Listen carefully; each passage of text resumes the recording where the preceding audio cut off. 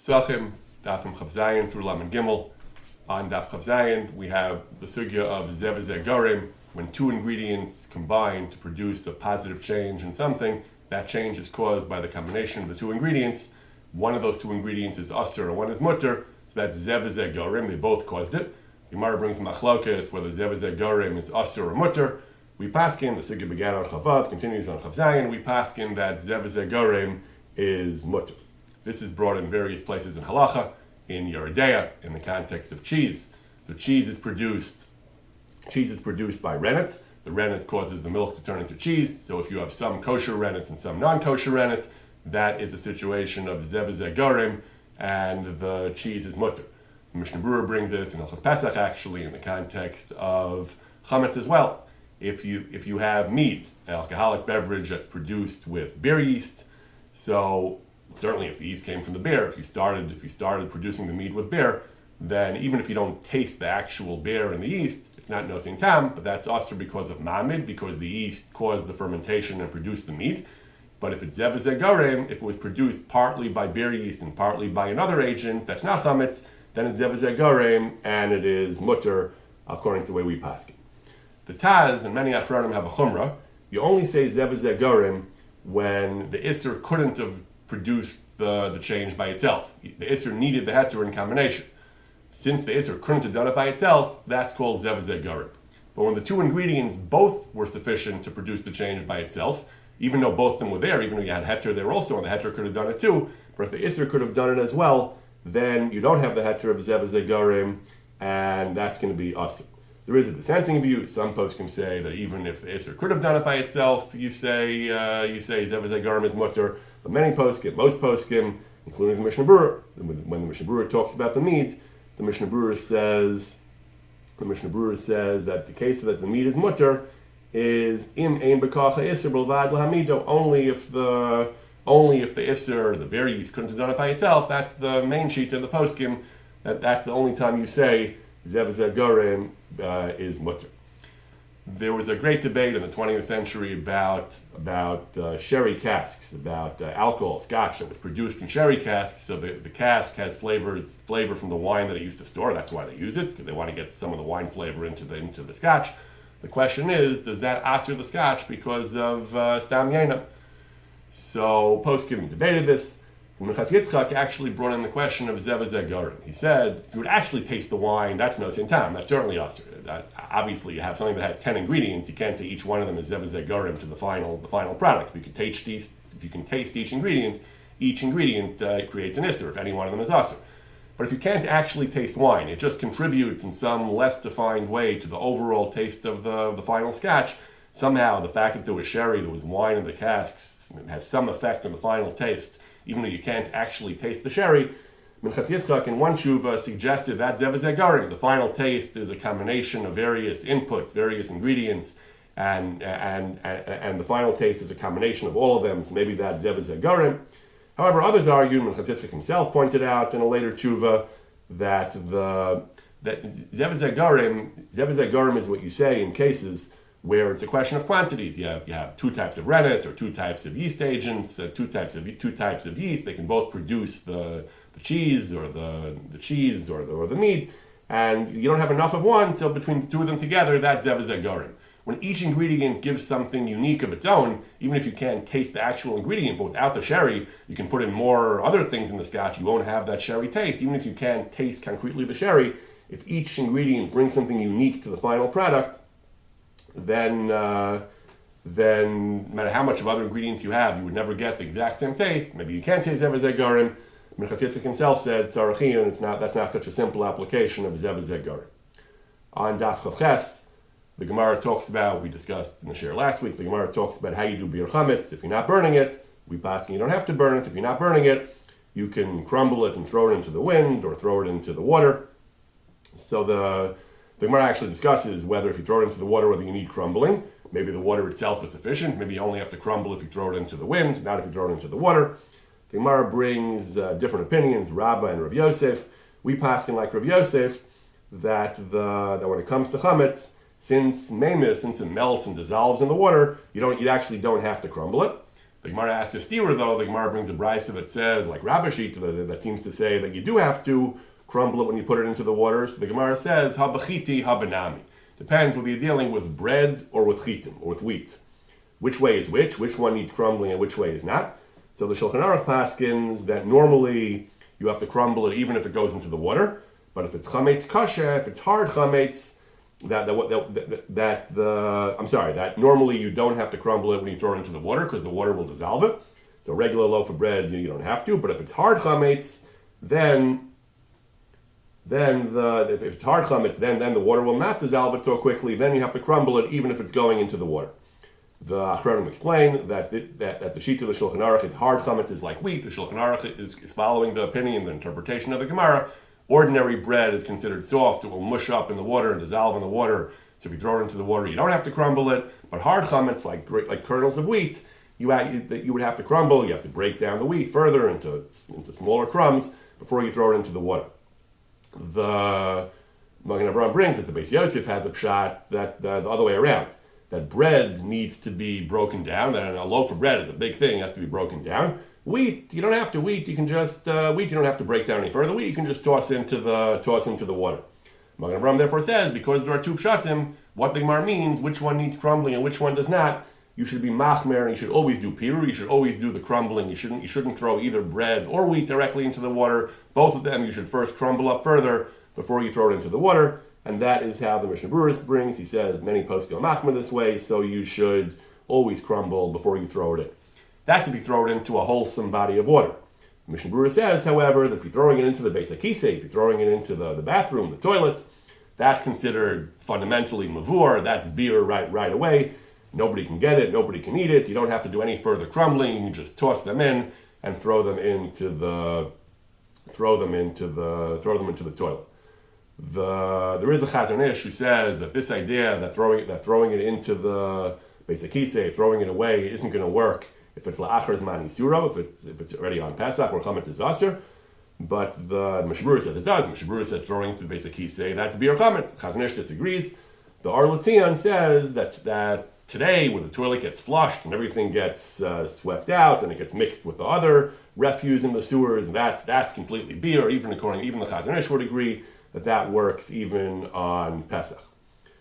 In the Pnei Halacha, however, B'lezer Malamed has a svar in the opposite direction. He wants to say that even though the Mishnah Berurah said that throwing into the Beis HaKisei is called beer, that was back then, where they had outhouses, where they just had piles of sewage, and anything you throw in there is done. Nobody's eating that, nobody's using that, it's completely done. Our toilets, he says, that if you just put it in the toilet, clean water, and just flush it, he says, you might not want to eat it there, but that's not really considered totally mavur, and therefore he says, it just gets flushed out. He says, theoretically, someone could pull it out of the sewer, it hasn't gotten that dirty yet, and therefore he says that you should not rely on simply throwing it into the Beis HaKisei. He says you should first crumble it a little bit at least. Whether you need the full pirur of the Mishnah of the Gemara or not, but you should at least crumble the chametz at least a little bit before you throw it into the toilet. On Daf Chav Ches and Daf Chav Tes, the Gemara talks about the status of chametz she'avar of Pesach, chametz that was in the world that existed during Pesach and now it's after Pesach. The Mishnah, which is how we paskin, the Mishnah says if it belonged to a non-Jew over Pesach, it's mutter. That's obviously what we rely on for selling chametz. It belonged to a non-Jew over Pesach. But if it belonged to a Jew, asr bahana, chametz that was owned by a Jew on Pesach, that is asr bahana. You're not allowed to derive benefit from it even after Pesach. The Gemara has a lengthy discussion of whose shita is this. The maskana of the Gemara is that it is a knas. Rava says knas or kanis. Hol v'avra le'abal yerabal yematzeh to din drabanan. Midaraisa chametz we paskin chametz on Pesach is asr bahana, but after Pesach it wouldn't be. Midrabanan there's a knas. If a Jew owned chametz, he wasn't supposed to bal yerabal yematzeh. Then there's a knas that chametz is asr bahana after Pesach. If a non-Jew owned the chametz, he didn't do anything wrong, then there is no knas. That's what we pass in the Shulchan Aruch. If a Jew owned the chametz, it's asr bahana. Non-Jew owned the chametz, it's mutter bahana. Shulchan Aruch adds, if a Jew owned chametz on Pesach, it's asr bahana, even hinicho shogeg or onus. Even if it was not his fault. Even if it was a shogeg. Shogeg means, Mishnah Berurah says he didn't know about the chametz. Onus means he knew about it, but he couldn't do anything about it. For some reason, he was prevented. It was impossible for him to destroy it. It's not his fault. nevertheless the knas applies. Why does the knas apply? If you didn't do anything wrong, why should there be a knas? So the Mishnah Berurah brings that even in such a case, he says that they have to make a knas on that, because if you would allow that, he'll do a lechatchila, he'll try to take advantage, and he'll leave it around deliberately. So they made the knas that no matter what happened, even if it's not your fault, if a Jew owned it on Pesach, it is asur b'hana. The Mishnah Berurah does bring a Beis Meir, though, and a Radvaz. There are some achronim who say that this is not absolute. Even though we say that even if it's an onus, even if it's not your fault, it was circumstances beyond your control, the chametz is still not asur b'hana. There are limits to that. It's not an absolute din. That there are some cases where it's completely an onus, it was completely something that was utterly unexpected, and you had no way to anticipate this would be a problem. A case where you had wheat, and then a non-Jew came and made it into bread on Pesach. That was something completely not on your radar. There are cases where the poskim say that if it's an onus gomer, there are some leniencies that we don't. In certain cases, some poskim are willing to be lenient that we don't apply the rule of chametz shavar of a Pesach. The Biur Halacha also has a question that when we say that if it is that if you're an onus or a shogeg, if you couldn't destroy the chametz because of onus or shogeg, a normal onus or shogeg, it's still asur b'hana. Is that if you didn't do bittul, so you actually own the chametz on Pesach, so then they made a knas? But if you did do bittul, then you didn't do anything wrong because you did bittul, so it's not yours midaraisa. Midrabanan, you're supposed to burn it, but you're an onus, so you couldn't burn it.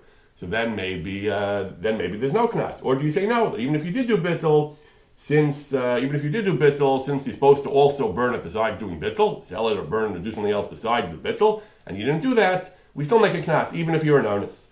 The Mishnah Berurah says it's a machlokes. He says that the Rav poskim who say that the knas is only if it actually was yours and you violated and you didn't do the din daraisa at all. Even though you're an onus, they made a knas. But in a case where you did do the din daraisa, you did bittul, midaraisa, you're okay. Just you didn't do the isur drabanan, you didn't do the mitzvah drabanan of beer after bittul, and that you're an onus. Some poskim say you could be lenient.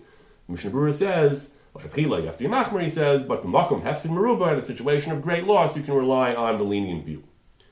On Dafim Chavtes and Lamed, the Gemara brings the sugya of chametz that gets mixed, a major sugya, huge ramifications for Hilchos Pesach.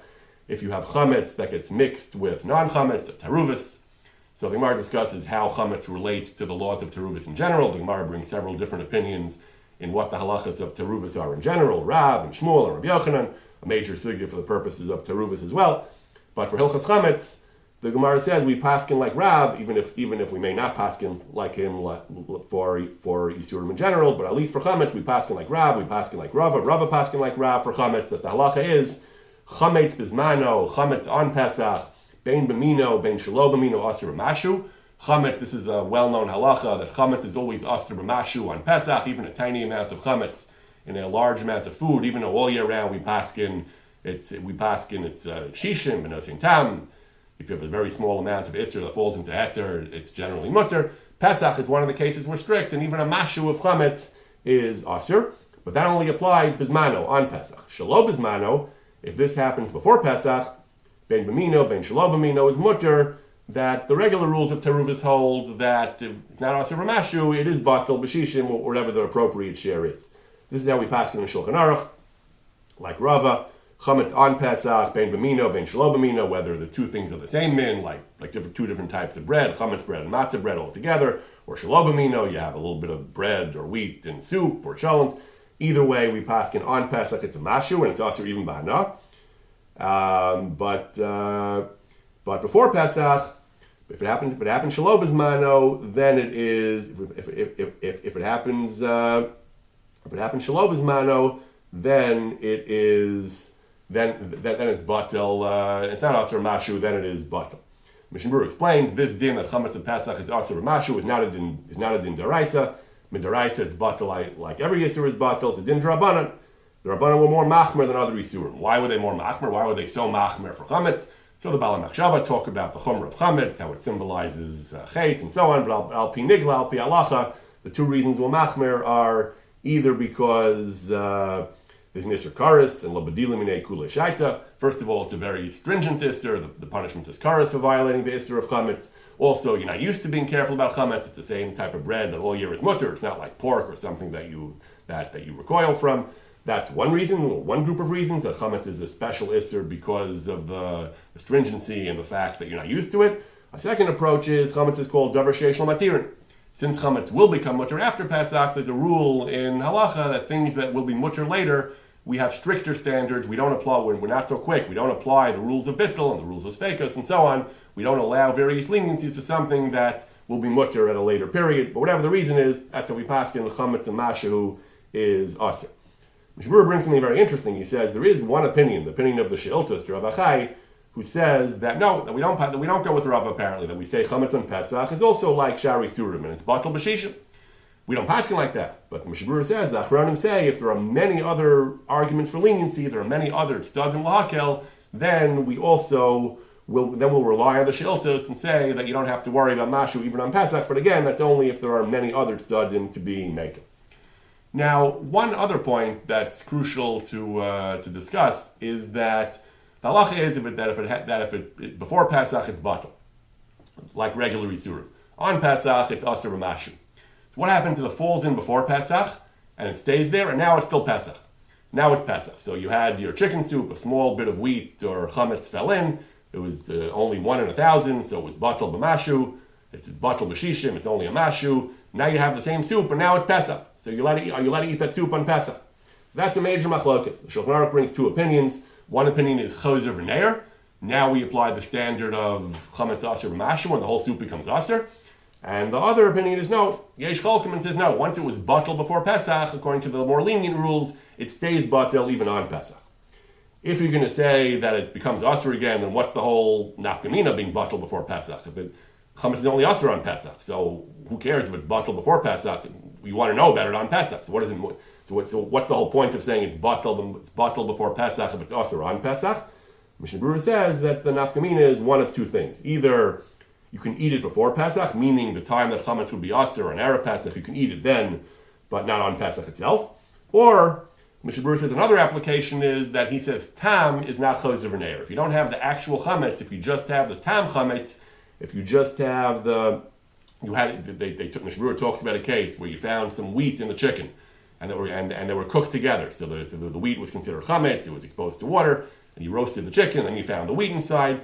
So the chicken was because it was cooked together, would have tam chametz. But you found the wheat, so you took the wheat out and threw it away.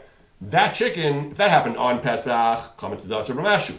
If that happened before Pesach, it's batal b'shishim. Assuming there was relatively little wheat in the chicken, it's batal b'shishim. That chicken, if you kept the chicken around till Pesach, you can eat the chicken on Pesach because you don't say choser v'neir. There's no actual wheat there. You threw the wheat away. It's only tam, and tam, the Mishnah Berurah says, l'kuli alma is not choser v'neir on Pesach.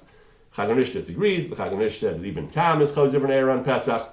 But these are the basic halachas. On Pesach, it's aser b'mashu. Before Pesach, it's batal b'shishim. A machlokas, whether it is choser v'neir on Pesach, if you kept it around till Pesach. How do we paskin about choser v'neir? So the Ramah paskins that we say eina choser v'neir if it is svara rishona. We paskin it is not choser v'neir if it's lach balach. Liquids, or you don't say choser v'neir. But salads you do. The language of the Ramah is that the noagin kisvar rishona b'chol teruva shulach balach, but so by lach balach we're makil that we don't say choser v'neir. The Bir Halach has another interesting question. He says, we're also machmer for nozin tam l'fgam on Pesach. Besides mashu, which this Gemara says we're machmer on, Rava said we're machmer, we're also machmer for nozin tam l'fgam. Normally, if the Isser does not give a good taste to the food it falls into, gives a bad taste, that's nozin tam l'fgam. Normally, that's mutter. But on Pesach, nozin tam l'fgam is aser. Just like we're machmer for mashu, we're machmer for nozin tam l'fgam as well. So again, but before Pesach, we're not machmer. If chametz fell into a food before Pesach and was nozin tam l'fgam, it was batal before Pesach. Do you say choser v'neir or nosin tam l'fgam?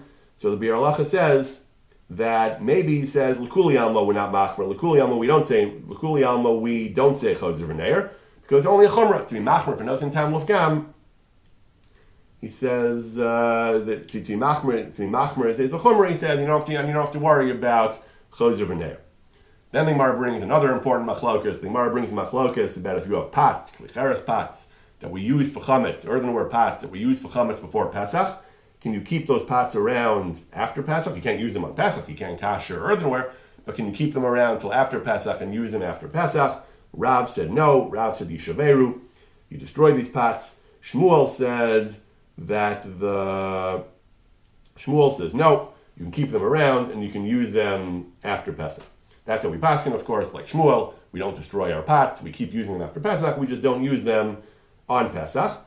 Shulchan Aruch says that you put away the pots, put them aside for Pesach, and he says that matnian b'Pesach makom tzanua. But you can't just leave your pots lying around. You have to put them away someplace secure that you're not going to go there, so you won't come to use it on Pesach. And not only should you put them away someplace out of the way, but tov, it's a good idea, it's recommended. You should lock them up in a room and hide the key. Why should you hide the key? The Mishnah Berurah says because the time it will take you to find the key to unlock the door to get your pot, you'll remember that this pot is chametz and I shouldn't use it.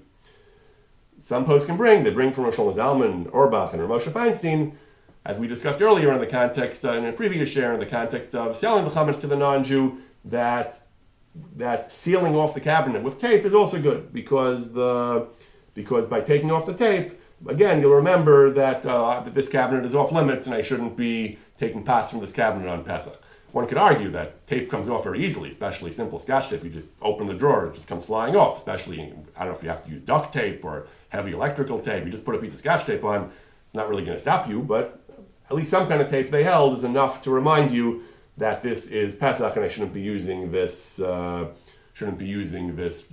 cabinet, these pots. Now, the Gemara seems to say that if you have pots that we use for chametz, you keep them around till after Pesach. Put them away, lock them up, you keep them around. So even though there's chametz in the walls of the pot, there are blios, chametz is absorbed in the walls of the pot, the simple reading of the Gemara is that it doesn't matter. There are some achronim, some poskim recommend that a person who does mechiras chametz should actually include in the contract that he's selling the blios in the walls of the kelim, so he shouldn't even own those blios on Pesach. Some say you have to do that, some recommend doing that, they say it's a good idea, you shouldn't own any chametz. Others say that's a preposterous thing to do. It's not a real sale. We're trying to make the sale as realistic, as serious as possible. Nobody buys blios. Nobody buys stuff absorbed in the walls of pots. So poskim have different minhagim, Rabbanim have different minhagim about whether they include in the mechira the chametz that's absorbed in kelim. The Gemara goes on. The Gemara says, "Ein lashon esa'isa b'chalav." You're not allowed to knead dough. You're not allowed to make bread with milk. And if you make milchik bread, dairy bread, kol hapas kula asura, the bread is asur, it's considered non-kosher, pnei hergel avera, because the Chazal were afraid you might come to eat it with meat. That's hergel avera, and therefore this bread is considered non-kosher. This is how we pass it in Shulchan Aruch, that you're not allowed to make milchik bread. There's actually a machlokas whether this is limited to bread, or this applies to anything. Some poskim say you can't make any food milchik. Obviously, you can have milchik food. You can have yogurts and milk, and you can have cheese and so on, pizza. This isser specifically refers to something like bread, which is not typically dairy. If you make a dairy version, someone won't realize, and will eat it with meat. He'll make a meat sandwich out of it. He won't, because bread is not typically dairy, and there'll be a problem. Obviously, pizza is okay. In general, poskim say things like you have a cheese Danish. Certainly, if the cheese is visible, then certainly there's no problem with like the pizza. That's certainly mutter.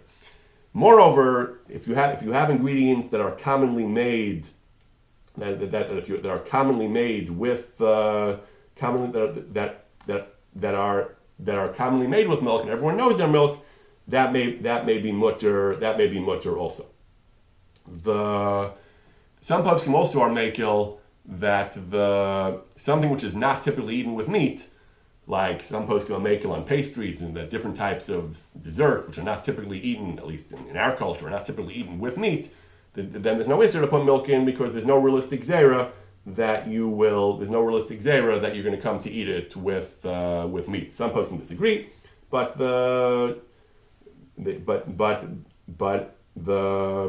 Kosher Spirit, the Kosher Spirit publication says it's a consensus among major kashrus agencies is that we accept the lenient view that things that are not typically eaten with meat, you're allowed to make dairy. They bring there also in the Kosher Spirit and other the kashrus agency publications a machlokas about whether labeling the package, labeling something as clearly dairy, whether that works for to avoid this gzera.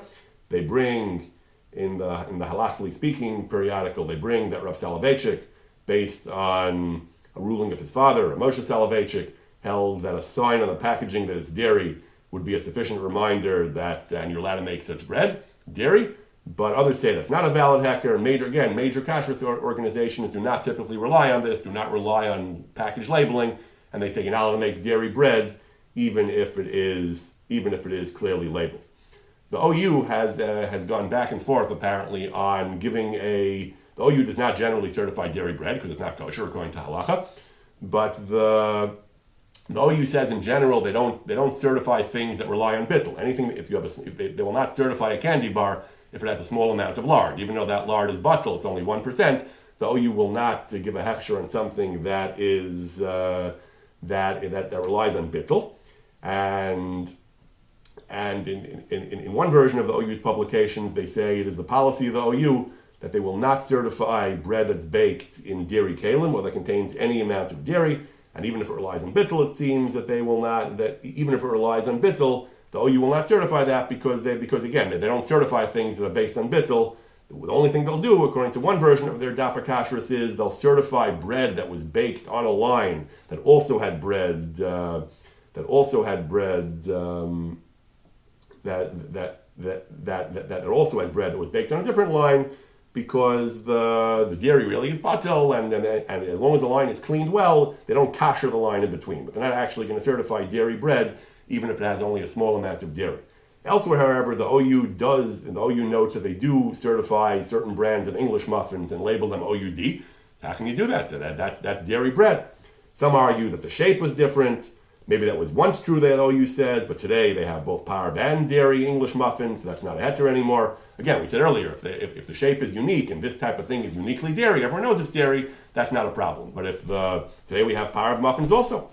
Some say that there's a heter of single serve items that are mubrings, that are post-conus. We pass them that if you make a small amount of something that's mutter, you just eat it right away. You won't leave it lying around to be eaten with meat. But again, you make a whole pack of muffins, and the pack of muffins, the OU says you can't be lenient because one muffin is a single serve.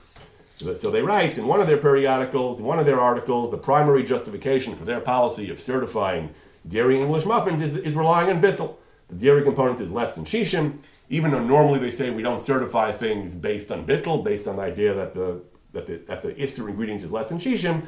This is not really usr. Milk is not usr. Milk is something which is mutter. Even though Chazal said you can't put milk in, since milk is not inherently a prohibited ingredient, in this article the OU says that they will certify bread that has less than 1 in 60 of a dairy ingredient. We mentioned earlier that the other foods beyond bread, there's a machlokes whether the isser applies to other foods or only bread. Making anything dairy, if you make an orange juice and put some milk in, orange juice is typically not dairy, but it's not bread. Some say the gzeira is specific to bread because bread is a very versatile food and you eat bread with all your meals. Others say it applies to anything which is not typically dairy. So for the CRC, Rav David Cohen writes for the CRC that the common practice among certifying agencies appears to be lenient to follow the opinion of the Chachmas Adam, the Aruch HaShulchan, the Badei HaShulchan, who are makil, and that's why they certify water, orange juice, tea, margarine, liquid egg products. They mark them as OUD, even though these are foods that are eaten with fleshik sometimes, and these are foods that are not typically dairy, but various certifying agencies do certify dairy versions of these foods. On Daf Lamed Aleph, the Gemara discusses chametz shenafla alav mapolos. Chametz that was there, it's intact, it's edible, but a bunch of rocks fell on it. So we paskin that kol she'ein hakelav yochel lachapes acharav. If the rocks are enough that a dog can't get it out, then that chametz is considered mavur, it's gone, and that's okay. It's supposed to do bittul, the Gemara says, sar shivatel belibo. And how deep does it have to be? It has to be 3 tvachim. Otherwise the dog can smell it out and will dig for it. 3 tvachim deep under a pile of rocks. That you don't have to worry about. That's how we pass in Shulchan Aruch. Even if you know the chametz is there, we're not even talking about badika. You know the chametz is there.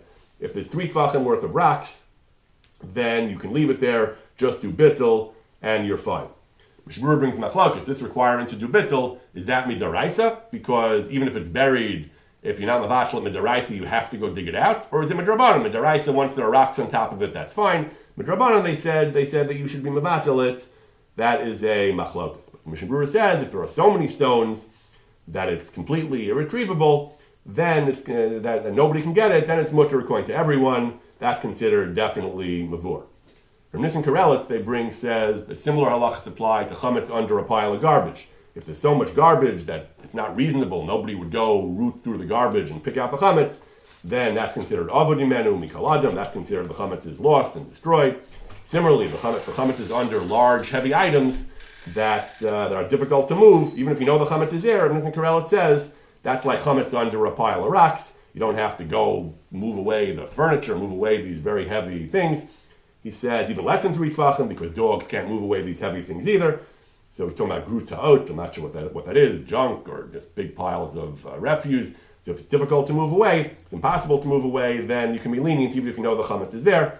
And I saw Rabbi Yair Hoffman says that they say in the name of Rabbi Yaakov Kamenetsky also, you don't have to move a heavy item to look for chametz. So again, I don't know if that means a heavy item, even if you know the chametz is there, he's relying on this din.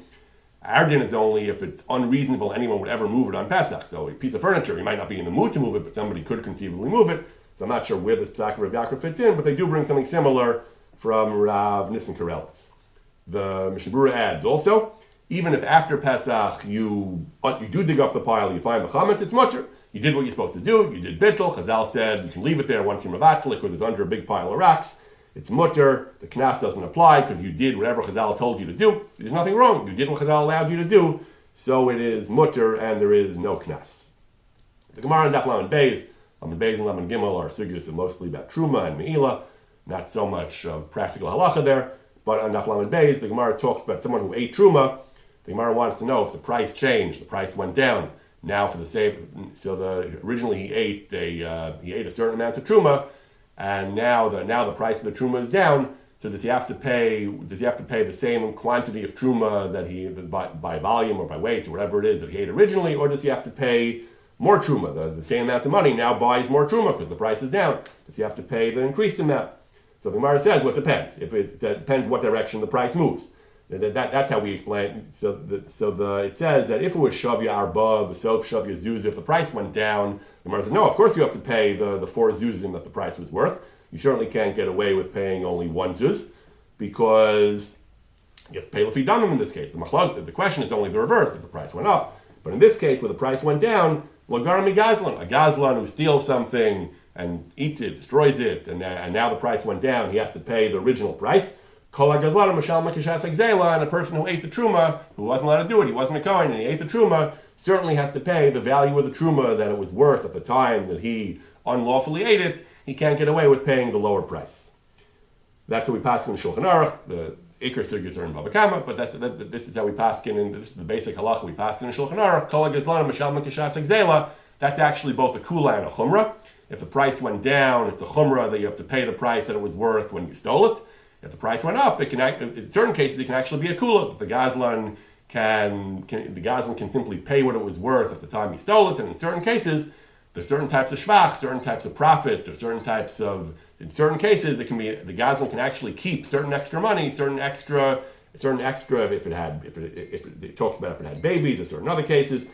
In certain cases, the gazlan will be entitled to keep whatever extra value there is beyond the value of the gzela at the time he stole it. The Pesachim Rabbi Yaakov Bloi discusses what happens if the decrease in price is not due to a change in the value of the item. It's not because the item became worth more or less. What if it's due? He's talking about a case where the price went up. What if it's due to inflation? Is that also called the price went up and the halacha takes that into account? Or do you say the price didn't really change? The price is whatever it was before. The value of money went down, and therefore that doesn't get taken into account. He's actually inclined to say that. He's talking about the inflation in Israel, he says, in his time, several decades ago. He said that's not called yoker because that's really the difference in price is not because the item became worth more, it's because money became worth less. So he's talking about a case where the chumrah, where the gazlan would actually have to pay more, where you would not say kol hagazlan masham l'kishas hagzela l'kula to allow him to pay the lower price of the lower price it was worth when he stole it. You'd have to pay more. In some cases, he says you can't just say, well, now that there's been 10% inflation, I'm just going to pay you the original dollar value, and I'll be paying only 10% of what it's worth today, because the item didn't really change. The money was inflated, so the extra zero was tacked onto the money. So you should adjust the money you pay based on inflation. one can declare, one wonders whether you'd say that thing in reverse. In our case, where there's a chumrah that you have to pay whatever it was worth at the time you stole it. So if it actually went down in value, okay, but it was worth $100 when you stole it, now it's worth $50, you still have to pay $100. But what if the price didn't really change? There was no real change in the relative values of the property, of different property. It was just that there was deflation. Money simply is worth 10 times as much as it used to be. $1 today buys you in general what $10 could have bought then. Would you say the same thing L'Kula, that the Gazla and the person who ate Truma can say, I'm only paying you $1 because the price of the item didn't change? It's just that money now, $1 today, is the equivalent of $10 yesterday. Or would you say no? So I'm not sure of the answer to that question. On Daf Lamed Gimel, the Gemara talks about different cases of a person who is mafresh Truma when it's already chametz. So the Gemara says, can you take off Truma on something that's already chametz and you can't eat it? It's chametz is asur b'hana. So is it lo v'lo la'oro that you can't make Truma out of something that has to be burned? So the Gemara says, can you make chametz into Truma? So the Gemara says it depends whether it had a shasa kosher or not. Depends whether it was ever able to be Truma. What does that mean? When does it have a shasa kosher or not? How do you have a case of lo hoisel shasa kosher? How do you have a case of something that never had a time where it could have become Truma? Going to achmetz v'mechuber. It already became chametz when it was still attached to the tree. You couldn't make a Truma then. When it was still growing from the ground, and the ground or the tree, when it was still growing from the ground, chametz grows from the ground, not from trees. Chametz is only wheat, which grows from the ground. So if it became chametz when it was still attached to the ground, that's called lo haisel shasa kosher. This wheat never had a time where it could have become truma because it was already chametz before you harvested the wheat from the ground. So the Gemara clearly says there is such a thing as achmetz v'mechuber, that you can have mechuber, you can have wheat that is still connected to the ground that can become chametz. So this is a major problem. The Rashba asks, it rains when the wheat is growing on the ground. It rains. Why isn't all the wheat chametz? So there are two major terutzim given to this question. The Rashba's teretz is that while the wheat is not yet finished growing, while the wheat is still developing, it cannot become chametz. The rain doesn't matter. The only time it becomes chametz is when it is still attached to the ground, but it basically has finished developing. It's already mevushelas kol tzarcha. It's fully ripened. It's already fully dry. It's already in its full, ready to be processed wheat state. Then, even if it's still connected to the ground, that's achmetz b'mechuber. Whatever happens earlier, the water doesn't matter.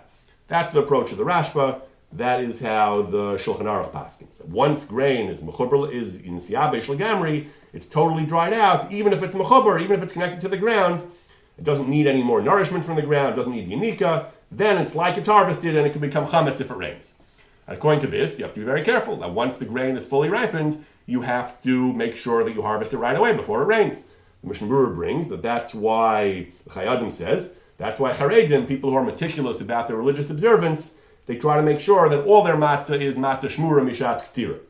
Shmura matzah from the time of k'tzira, even though you only really need that for the Seder, but the mitzvah of shmira is only for the Seder, but practically, the concern is that regular wheat is left growing until it reaches this stage of fully ripened, and then maybe it will rain, and then it becomes chametz. So shmura, what they do is, he says, they cut it when it's still slightly damp, before it's fully ripened, to make sure that it never reaches that, and once they cut it, they carefully put it out of the rain. They carefully keep it away from water. So, because of this chumrah, because of this Rashba, based on the Gemara, that there is such a thing as achmetz b'mechuber. When is it achmetz b'mechuber? When it's fully dry and ripe. At that point, we make sure to cut it right away. Cut it before it reaches that point, so there's no danger that water fell on it when it was still growing, when it was fully ripened, even if it was growing from the ground. There is a dissenting view. There is a different approach to our sugya. The Me'il Tzedakah disagrees. Me'il Tzedakah says that it makes no difference whether the wheat is fully ripened or not. That's not the difference.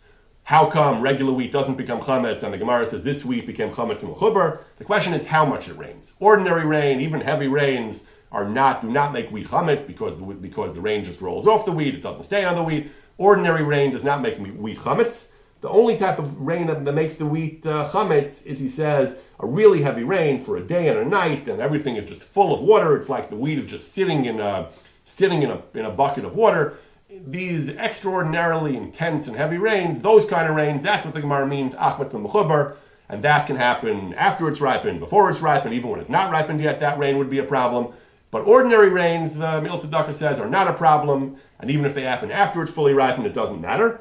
And that's why, halacha l'maaseh, he talked about a certain year where he talked about a case where there was the year Tafai Beis, that would be about 1712, I guess. There were rains during the harvest season, he says, and people were concerned that it got wet after it was fully ripened. He said, no problem, he said, because this rashba that once it's ripened, rain is a problem. It's not a problem. As long as it's not one of these incredibly torrential rains, it's not a problem. These rain, the mat and the wheat is absolutely okay. So these are the two approaches that we have. We have the Rashba's approach that once it's fully ripened, then even normal rain is a problem. We have the Miltzadaka's Pshita that unless it's extraordinarily heavy rain, it's not a problem even after it's ripened. L'maaseh the Shulchan Aruch passes like the Rashba that once the wheat is fully ripened, you have a real problem if it rains, and that's why you have to be very careful. That's why we have this idea of Shmura, to be very careful to cut the wheat before it's fully ripened. The problem is you cut the wheat too early, the wheat is not fully developed, it'll be green, it won't grind well, it won't bake well. That's also a problem. So the Aruch HaShulchan, after he brings this minhag that we try to cut the wheat before it's fully ripened to avoid chametz, to avoid the Rashba's problem based on our Gemara, he says that those who cut the wheat when it's fully green, Yerokim Mamash, he says, that's not a good idea, because the wheat won't grind and it won't be able to be made into dough, he says, properly. Also, the wheat will have too much moisture in it to become chametz too easily, he says. So he says you should cut them when they're more or less fully ready. Ad sheyigmaru v'yu levanim. They should be white, not green. But don't wait till they're all the way dry. So I don't know. I don't live on a farm, so I don't know exactly what these stages are. Don't cut them too early, the Aruch HaShulchan says, because then it's just not good for the matzah baking process, and it can cause its own chametz problem. Don't wait till they're fully dry, because then we have the problem of our Gemara. They can be achmetz v'mechubar. Cut them at exactly the right stage, that they're almost fully developed, they're already white and not green, but they're not 100% dry and fully developed. That avoids the concern of achmetz v'mechubar. The Aruch HaShulchan says that he says you should cut them when they still are somewhat green. At least k'tzas mari yarkus, when they still are somewhat green, you should cut them. He apparently is, maybe his stage of k'tzas green is like the Aruch HaShulchan stage of white, but maybe you should cut them a little bit earlier. We should cut them when they still are a little bit green to avoid this problem of rain falling on the wheat after it is fully dry. In Eretz Yisrael, where the rain is more reliable, where during the harvest season it doesn't usually rain. That's the famous story in Shmuel where God sent rain during the harvest season as a sign of his displeasure. It was extraordinary. But in Eretz Yisrael, where we can reliably assume there won't be rain, they bring the Ritzi Pesach Frank, the Rav of Yerushalayim. He instructed them to cut the wheat after it was totally ripened, because that's, I guess, the best way to cut the wheat, like the Aruch HaShulchan says. But in a case where the rains are less reliable, like in the U.S., then in Europe and the U.S., then the post can bring this minhag that we try to cut the wheat before it is close to fully ripened, but before it's absolutely ripened, to avoid this concern of the Rashba that wheat can become chametz. Based on our Gemara, that wheat can become chametz when it's connected, even when it's connected to the ground. Once it's fully ripened, if water falls on it, even ordinary rain, Miltzadaka has a kula, but without the Miltzadaka, even ordinary rain can make the wheat chametz, and therefore we try to cut the wheat and harvest it and take it out of the rain, take it out of the exposure to the rain before it is 100% fully ripened and fully dry.